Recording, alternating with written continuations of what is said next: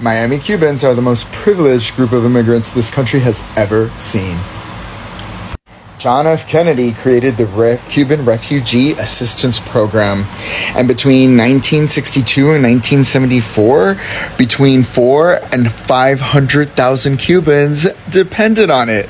For those 12 years, when Cubans would apply in Cuba to come to the United States would send flights and pay for the flights, and they'd get on a flight, and then they'd come here. Free flight on American Airlines, Pan Am.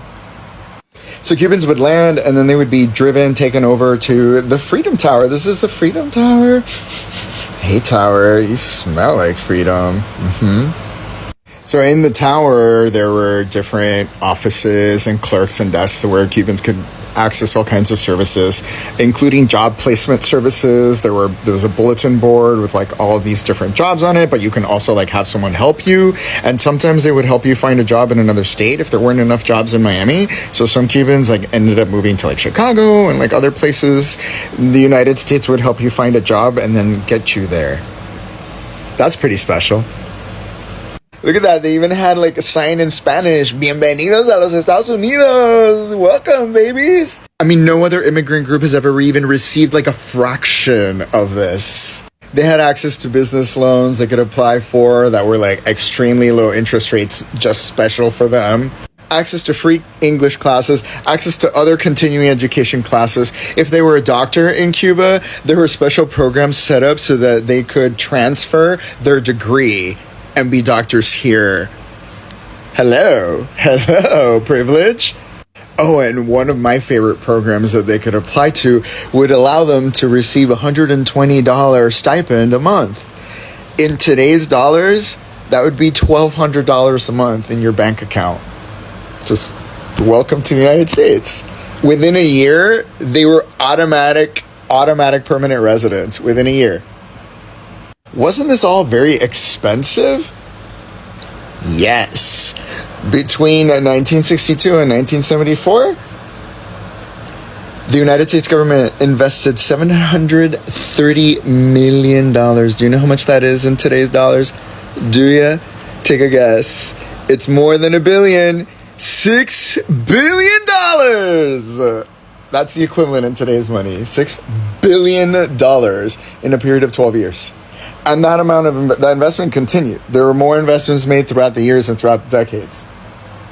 The Cuban Refugee Center in the Freedom Tower, it closed in 1981. Yeah, because of Ronald Reagan's budget cuts. And the craziest thing, if you didn't know this, is that Cubans in Miami, they will shit on John F. Kennedy because he's a Democrat. But he's the one that helped bring them here and gave them all this free shit and money and all this crap. They'll shit on him because of Bay of Pigs and all these things, and they'll claim that they are Republican because of him, and they will praise Ronald Reagan till the end of time. But they're not Republicans because of John F. Kennedy. No, they're not. They're Republicans because they're racist and classist. As evidenced by the fact that the Cubans that came during this time shit all over the people that came during the Mariel. The people that came to Mariel were poor. The people came during the time period that I had been describing, they were middle class. And all the people that have come since then have been poor and darker skinned. And the Cubans that were here first hate them, want them to be deported. Yes, they have turned on their own people because of their racism and their classism. And they will also gaslight everybody in their family and tell them, like, we didn't take any handouts, we worked our way up. They came on airplanes. How many immigrants come on airplanes that are paid for by the US government? Right. None. So if you talk to any Cubans, especially any Miami Cubans, and they try to tell you that, oh, these immigrants should come the right way, I hope you remember some of the facts in this video and you can just shove these facts in their face. Because they didn't come the right way. They came the privileged way. If the way they came is the right way, then let's give that to everybody else. Let's have a little center where they can come and it says in their language, whatever language of their country, welcome to America. Let's do that. Let's spend billions of dollars helping immigrants settle to America. Let's do that. And if you're a Miami Cuban and you're going to get in these comments and you're going to try to gaslight me and be like, well, my family didn't take anything and we were there. Oh, God help you. The brujeria that I'm going to send your way, you're not going to walk right. Being from Miami, I don't know how to feel about Cubans being in their find out era. Because they took over Miami, and it was to the point where you couldn't even find a job unless you spoke Spanish. And even if you spoke Spanish and you wasn't Cuban, you wasn't getting that job. And I give them a lot of credit, because before their family or friends would leave Cuba, they would already have a job, a car, and a place to stay by the time they reached Miami. They really set up their people very, very well. They even had a wet foot, dry foot policy. Where they messed up at was thinking that they thought becoming a Republican was going to make them turn. And the whole time they're speaking Spanish. And a majority of them didn't even bother to learn English, but yet they thought they were. And my main question is, what is the difference between Fidel Castro and 45? Until then, azúcar. Hey, so I've gotten this question a lot on my account, and so I'm going to answer it to the best of my ability for you guys. So there are actually several reasons as to why Cubans historically have voted Republican, and many Cubans still continue to do so. The first reason is that they are anti-communist, anti-left, and anti-socialist, or socialism anything. And of course, that stems from the fact that Cuba has been a victim for over 60 plus years of a fucking communist, fucking ultra socialist dictatorship. So they associate any party in the United States that even aligns even a little bit with the left or is liberal, like the Democrats, with communism. Another reason as to why Cubans vote Republican historically and traditionally is because, especially in the past, now not so much, because as we know, Trump is the main deporter of Cubans and has been from his first term, and I'm sure he is going to be the main deporter of Cubans in this term as well, but I digress. So that other reason is because a lot of Republican politicians in the past have taken a really hardline approach against the Castro regime in Cuba and want to uphold the embargo and uphold the sanctions against Cuba and against the regime, whereas Democratic politicians typically and historically have wanted to normalize relations with Cuba and soften the embargo situation over there. Another reason why many Cubans vote Republican still is because they are Catholic. So the conservatives, right, conservative values directly align typically with traditional Catholic values as well. For example, Catholics are anti-abortion and typically pro-life, and are typically big on family, traditional family values as well. So that's another reason. Another reason is that the Cubans that came in the 60s after Castro took over Cuba after the revolution, a lot of these people were white Cubans that were wealthy and had properties and businesses, etc. in Cuba. They were staunchly pro-Batista, pro-dictator, let's be honest. Nowadays, a lot of them are viejitos, but they are deeply resentful of Castro swooping in and destroying their country and taking their property, seizing their assets, etc., and all of that. So they associate anything that is left-leaning to be the equivalent of what Castro did in Cuba. But all of us know that it's actually not. It's just their ignorance, right? And the other main, very important and final reason I'm going to talk about is the fact that older Cubans that came in the 60s, these people are stubborn as fuck.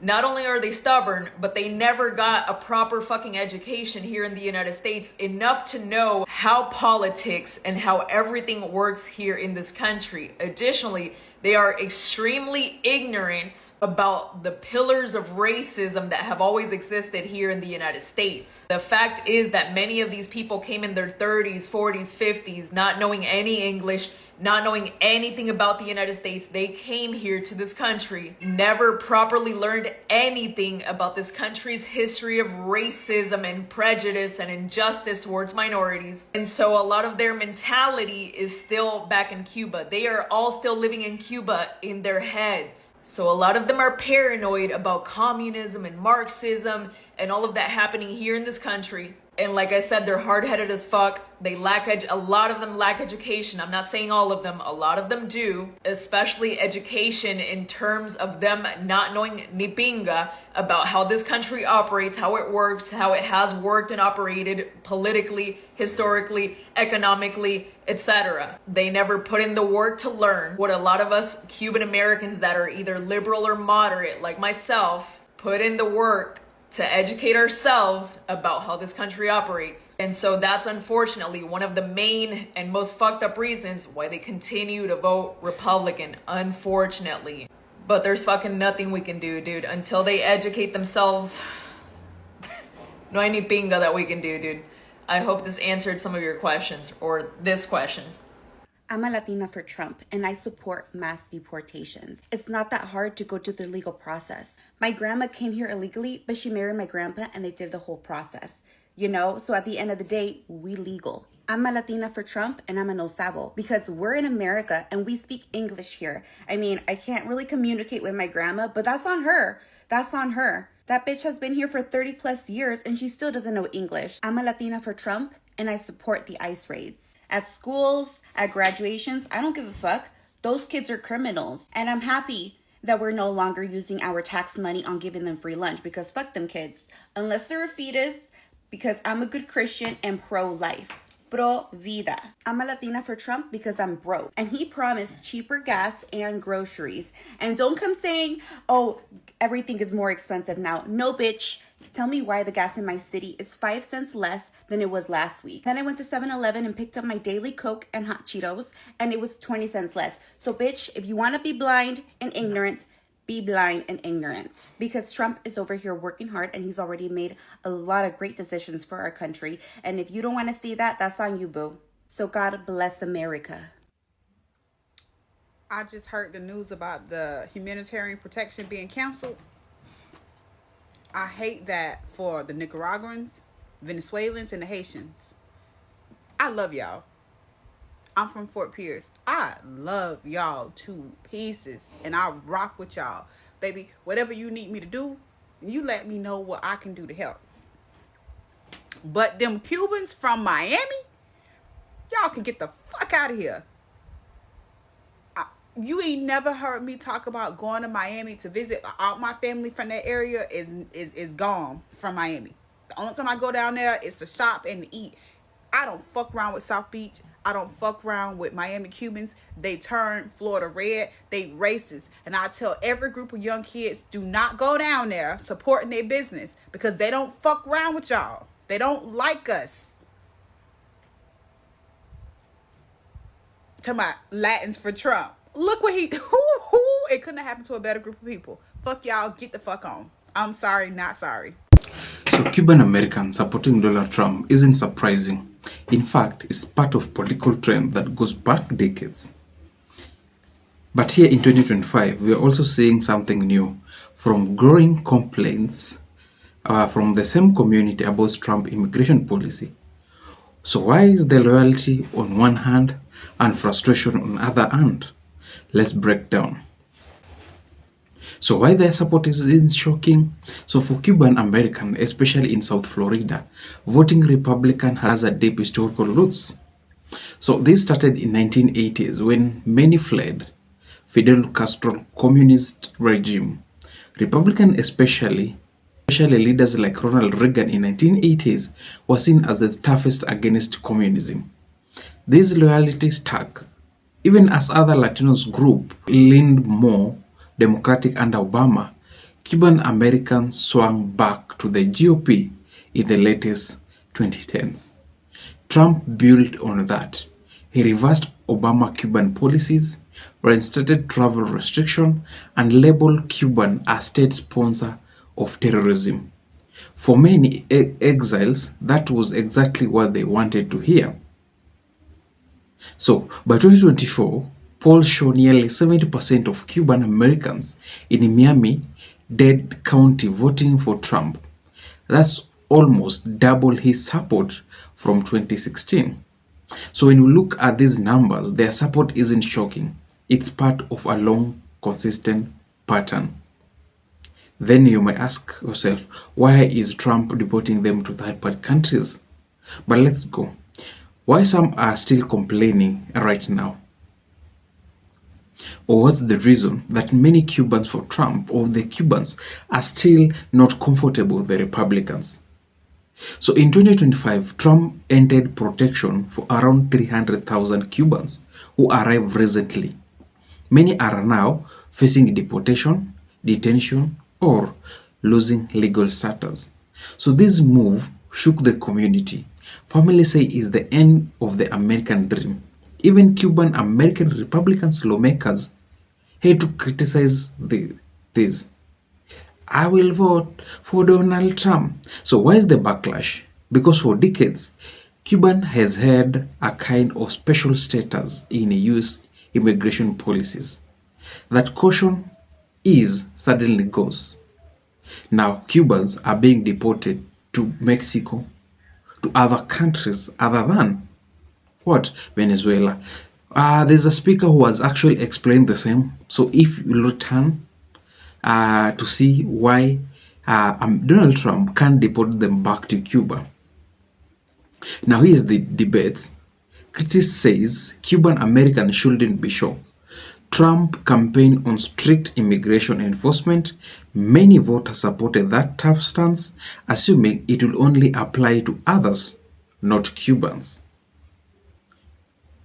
Now, that the policies are affecting their own community, some call it hypocrisy. Others argue it's just the reality of what they voted for.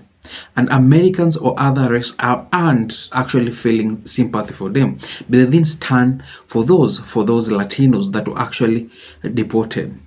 At the same time, supporters push back, saying no one deserves blame for unintended consequence, especially recent arrivals who had no say in the past election. So here is the takeaway. Cuban American support for Trump has deep historical roots, but in 2025, immigration crackdown is testing that loyalty like never before.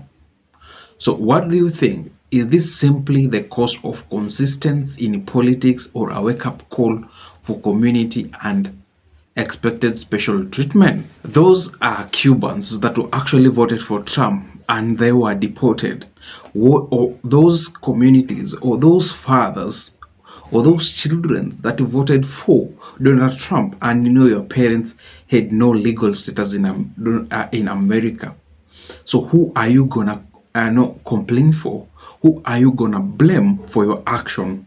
As other people have said, it's F around and it's finding out stage. Did you see this video of this Cuban truck driver who was once very happy that Trump won, now upset that Trump's policies are actually affecting him? Listen.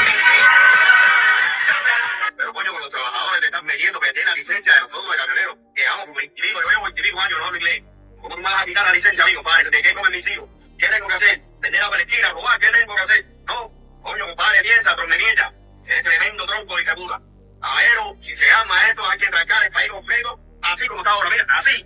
Pero en vez de carros, que sean camiones en todos los expressways, en todos los lugares, para que no puedan hacer esa ley. Eso es una cosa que está haciendo es para imputar. Coño, compadre, métete con los bandidos, con los trabajadores, compadre. Yo no hablo inglés, no puedo hablar inglés. Llegué muy tarde aquí, llegué mayor de edad, no hablo inglés. Hay que estudiar, yo sé que este país es inglés, pero no lo logré. Pero soy trabajador, coño. Entiendo todo el tráfico, entiendo todo mi trabajo, pero no lo hablo. Fluido. Oh, now, right? Now that these policies are affecting you, I don't know about you, but I was warning Latinos for Trump for years about how dangerous he is. And that was always the little smirk they had, thinking that they're smarter than you, that they know more than you. And now look at them. Now he wants sympathy because like, wait, I never learned how to speak English. I never got the chance to. Where's that same sympathy for the people who were in this country for 30 years and were never able to fix their status? Just like circumstances got in your way that you were never able to speak English, circumstances have gotten in people's way where they haven't been able to adjust their status. And if I may make a suggestion, I know a lot of Latinos for Trump don't read, I suggest the book Defectors. They also have it in Spanish. This book perfectly breaks down how Latinos were lied to by the right and why so many fell for Trump's lies. So yes, I think that we should unite and we should go protest. But sir, you cannot just go do that when something affects you. You need to go out there and fight for everyone's rights. I'm talking about, that's right, you got to go out to Black Lives Matter. You got to go out to LGBT. You got to go out and march for marginalized people. And also, you got to do the work to get rid of all that stuff that you have inside that made you vote for Trump in the first place. And remember to keep up with news stories like these, sign up for my newsletter, check out my podcast or one of my other social media channels, link in bio.